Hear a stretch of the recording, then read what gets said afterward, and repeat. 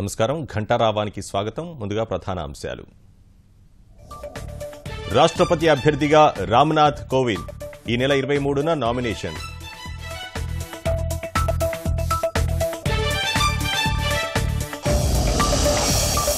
పోటీపై ఈ నెల 22న విపక్షాల తుది నిర్ణయం ఉమ్మడి అభ్యర్థిని బరిలో దింపాలని సిపిఐ పట్టు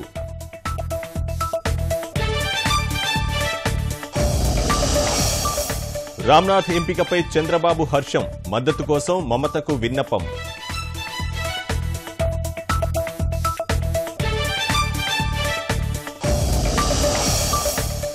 వచ్చే మార్చి కల్లా 23 నీటి ప్రాజెక్టులు పూర్తి చేస్తాం సాగునీటి రంగానికి అత్యంత ప్రాధాన్యమిస్తున్నామన్న సీఎం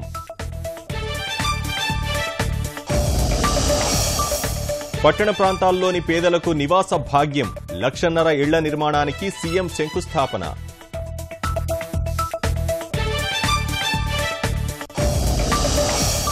ముస్లింలకు రాష్ట్ర వ్యాప్తంగా రంజాన్ తోఫా యువతుల వివాహాలకు ఆర్థిక సాయం పంపిణీ